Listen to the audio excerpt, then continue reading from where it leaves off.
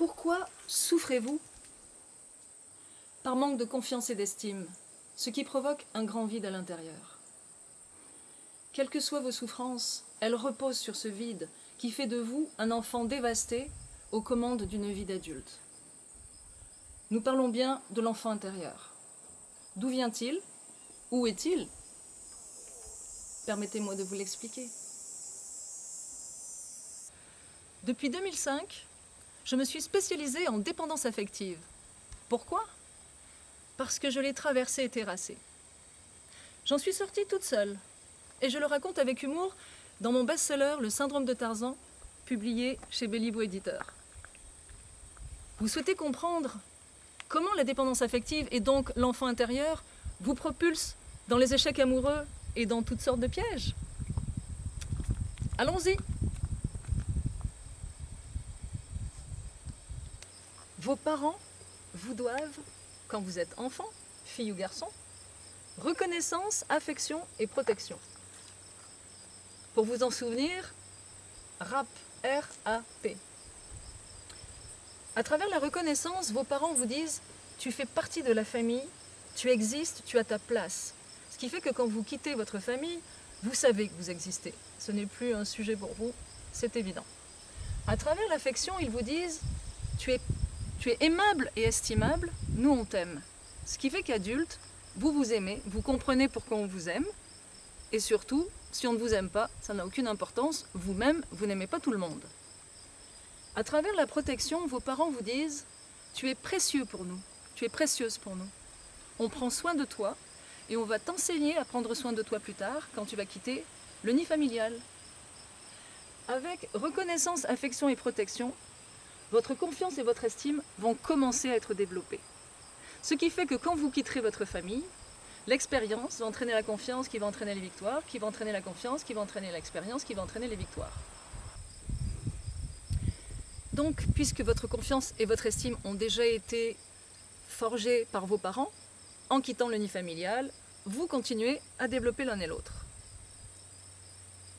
Dans le cas où vos parents ne vous donnent pas, mal, peu ou trop de reconnaissance, d'affection et de protection, ça va automatiquement affecter votre confiance et votre estime.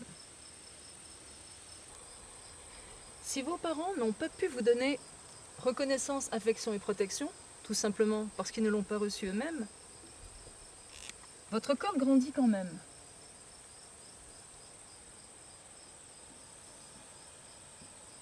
On ne peut pas l'arrêter.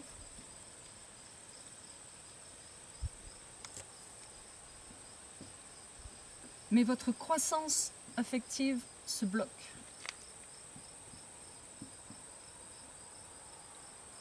Et ici, vous ressentez un grand vide. C'est ce vide qui vous fait souffrir. Et comme l'être humain a horreur du vide, vous allez essayer de le combler de l'extérieur. Vous allez le remplir par toutes sortes de compulsions, telles que la drogue, l'alcool, le jeu, le sexe, le travail, le sport. À la finale, vous allez tomber dans l'anxiété, dans le burn-out, la dépression, les phobies, tics obsessionnels compulsifs et dans les cas extrêmes, le suicide.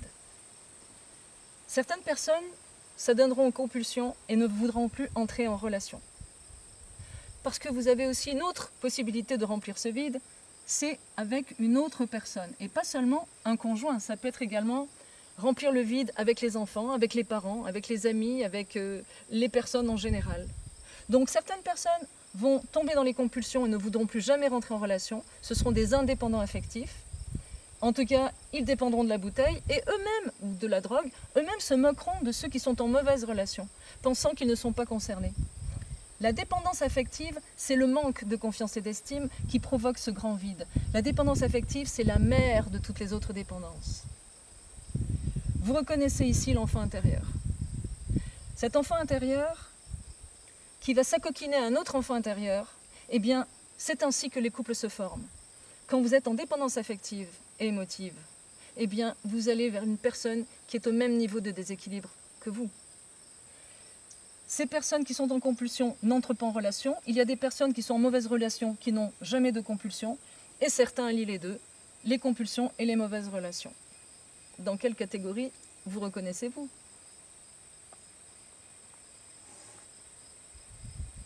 Vous comprenez donc qu'il y a une partie adulte chez vous, un côté adulte et un côté enfant, et que les deux entrent en conflit, homme ou femme. Dans certaines sphères de votre vie, vous avez des comportements d'adulte, probablement dans votre vie professionnelle, et dans d'autres sphères de votre vie, vous avez des comportements d'enfant. C'est l'enfant intérieur. Ce fameux terroriste terrorisé, comme je le nomme, avec affection, c'est lui qui prend les commandes de votre avion et qui vous envoie dans le mur. En fait, cet enfant intérieur, on vous a peut-être dit de le dorloter, de le chouchouter, de le rassurer. Mais si vous étiez agent de bord dans un avion et que vous savez qu'il y a un terroriste en première classe qui va sauter sur le dos du pilote pour détourner l'avion, avez-vous envie de lui servir du champagne ou voulez-vous le mettre dehors de l'avion? Vous remarquez donc que dans un couple en dépendance affective, donc un couple en déséquilibre, il n'y a pas 2 personnes, mais 4. Il y a les 2 adultes et les 2 enfants. Imaginez-vous que quand il y a dispute, c'est souvent un conflit adulte-enfant, adulte-enfant, ou encore enfant-enfant. 98% de la population sur une échelle de 1 à plus de 10 est affectée de ce problème de dépendance affective, manque de confiance et d'estime. Imaginez-vous que nous vivons dans une garderie géante. Qu'il s'agisse de compulsion ou de vous accoquiner à une autre personne, ce sont toujours les souffrances qui vous poussent dans ces situations. Vous êtes même inféodé aux autres êtres humains par la peur du jugement.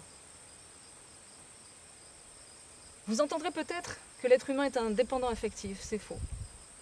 L'être humain est un animal de meute. Il est fait pour vivre en société, en famille, en couple, mais pas à n'importe quel prix. Les ermites ont fait le choix de vivre seuls. Ils ne meurent pas instantanément dès qu'ils sont coupés du monde. Comment sortir de la dépendance affective?